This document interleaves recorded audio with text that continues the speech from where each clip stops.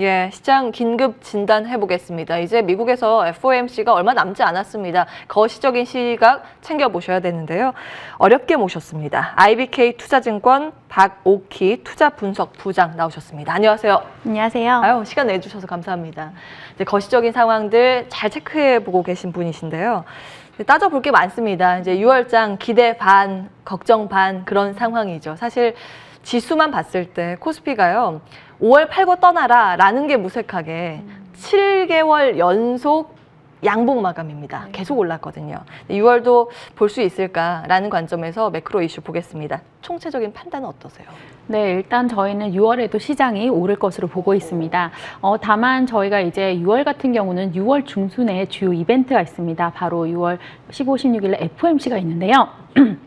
이때 이전에는 아무래도 FOMC를 앞두고 시장의 변동성이 좀 확대될 거로 보고 있습니다. 당장 다음 주에 미국의 CPI 소비자 물가 발표가 있기 때문에 이를 앞두고 시장이 아마 인플레이션 우려 그리고 또 테이퍼링 관련된 우려 때문에 변동성이 좀 확대될 가능성이 있고요. 하지만 이제 이번 FOMC 때 다시 한번 연준의 그 양적 완화 기조를 확인할 거기 때문에 이걸 확인하면서 시장은 다시 상승하는 쪽으로 보고 있습니다. 저희 코스피 6월 예상 밴드는 3,150에서 3,350으로 보고 있고요. 지금 뭐 지수가 3,200대에 있는 거 보면 사실 상단이 그렇게 높진 않습니다. 그래서 저희가 이제 시장이 뭐 강하게 상승하기보다는 최근에 좀 유지된 박스권 흐름은 좀 지속하되 상저 하고 흐름으로 6월을 좀 보고 있습니다. 점점 갈수록 시장 분위기가 좋아질 것으로 예측을 해주셨고 하우스뷰 IBK에서는 예상 밴드 3,150을 아래로 잡은 거면 사실 위가 크진 않지만 하단 밴드대를 조금 높여 잡은 거 아닌가요? 네, 그렇습니다. 전반적으로 시장은 긍정적으로 보셨고요. 자, 이제 환율 주목이 되는데요. 사실 환 부담은 요즘 많이 해소가 된 분위기입니다. 달러의 강세가 좀 꺾이는 분위기인데 시장의 영향력이나 앞으로의 전망은 어떻게 하고 계세요? 네, 일단 환율 같은 경우는 지금 최근의 흐름을 보면 최근에 좀 원달러 환율이 많이 좀 떨어졌다가 조금 며칠 이제 소폭 반등을 하고 있는데 기본적으로 저희는 통화가 박스권 내에 계속 좀 유지가 될 것으로 보고 있습니다. 왜냐하면 지금 원달러 환율 같은 경우는 상승과 하락 재료가 매우 좀 엇갈리고 있고 이 재료들이 다 시장에 계속 영향을 미치고 있는 상황이기 때문에 뚜렷하게 한 방향으로 가기는 좀 어려운 상황이 아닌가 보고 있습니다. 그래서 최근에 좀 유지됐던 박스권이 1,110원에서 1,130원대고요. 그래서 이 박스권을 중심으로 계속 시장 원달러 환율은 등락을 하는 모습을 보일 거로 보고 있습니다. 환율 하락 재료를 좀 주요 재료를 좀 살펴보시면 일단 전 세계적으로 코로나 백신 보급이 확대되고 있고 경제 제재가 완화되고 있는 이런 상황들이 일단은 원달러 환율 하락, 그래서 위험자산 선호로 작용을 하고 있고요. 그리고 한국 내에서도 지금 백신 보급이 좀 확대되고 있잖아요. 그런 부분들이 이제 저희가 6월에 한국에서도 일부 백신 접종자들을 대상으로 사회적 거리두기 완화 이런 부분들도 아마 원달러 환율에는 조금 하락 재료로 보고 있습니다. 그리고 기본적으로 이제 미국 쪽에 이제 정책이 중요하죠. 6월 FOMC에서 또 그리고 연준 위원들의 발언을 통해서 지속적으로 연준은 양적 완화 정책을 유지할 거다 이 발언을 하면서 이런 부분들이 원달러 환율 계속 하락 쪽으로 재료로 작용할 거로 보고 있습니다.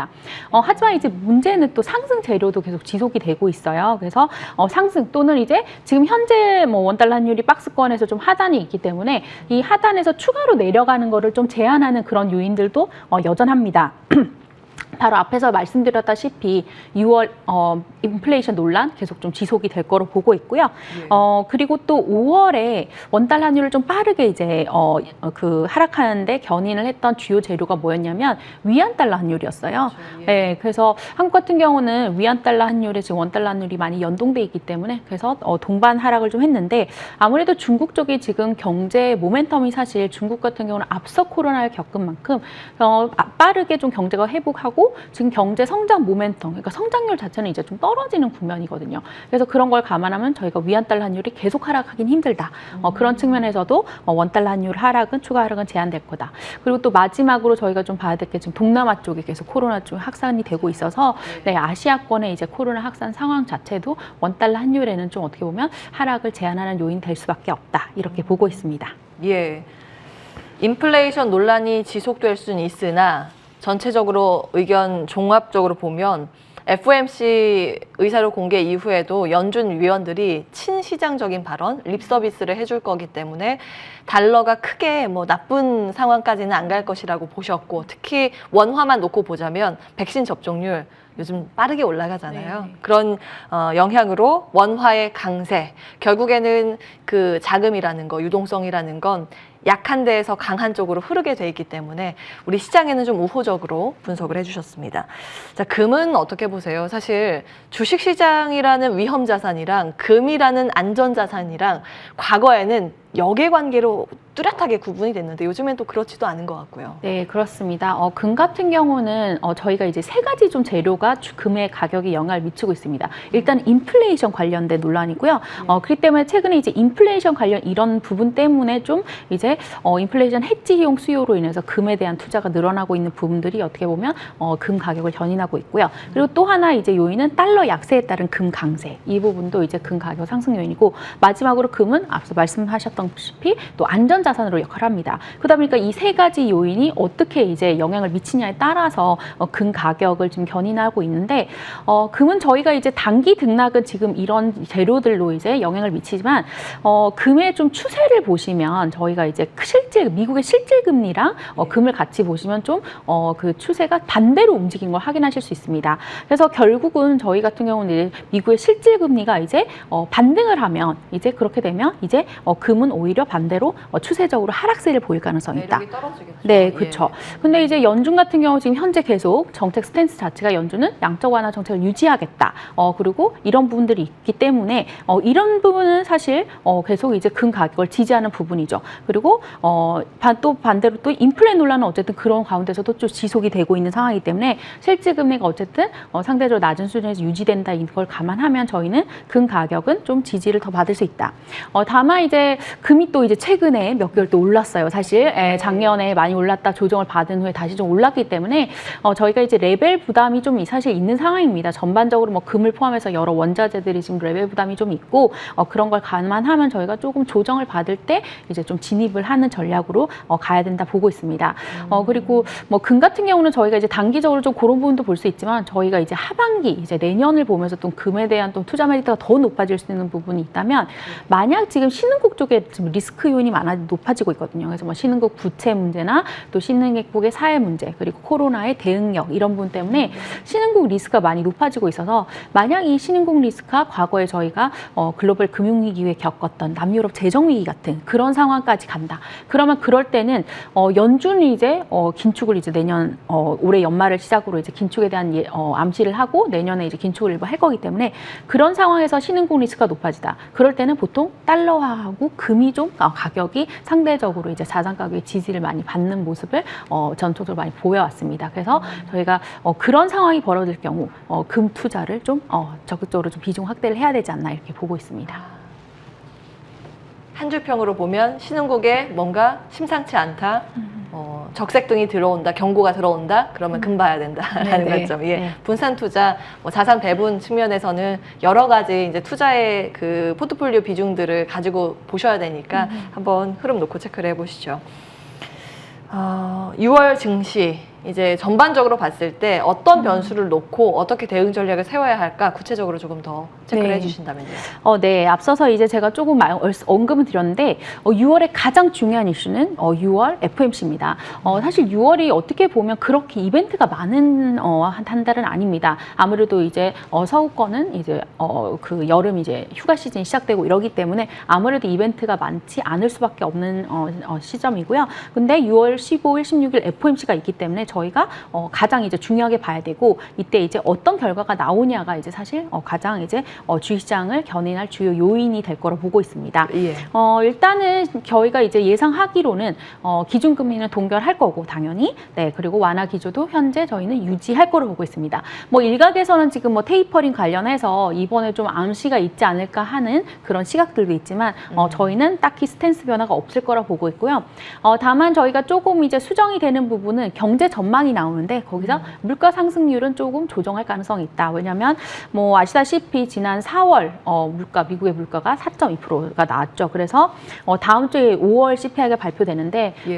그 5월 같은 경우도 작년 대비 이제 기저 효과가 작년이 5월 수치가 가장 낮았거든요.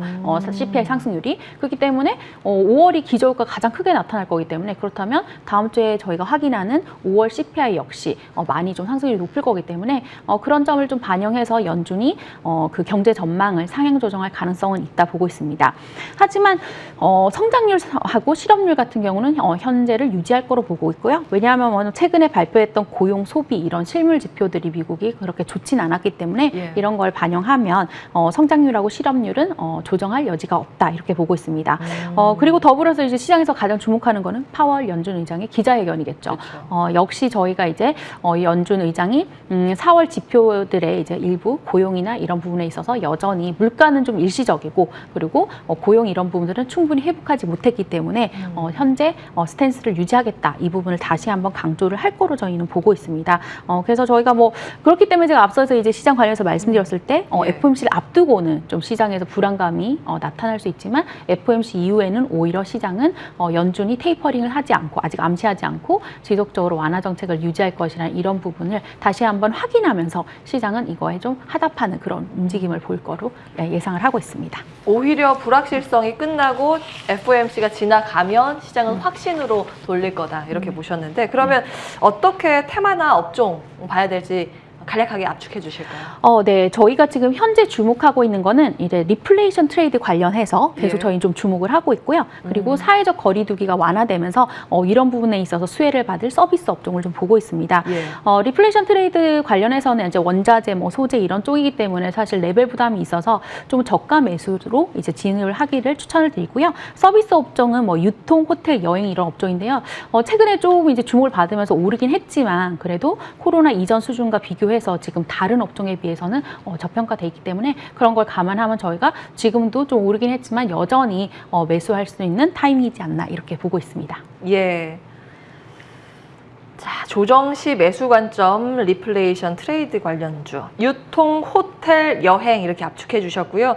시간이 되면 조금 더 자세히 나누고 싶은데 다음에 한 번 더 오셔야겠어요.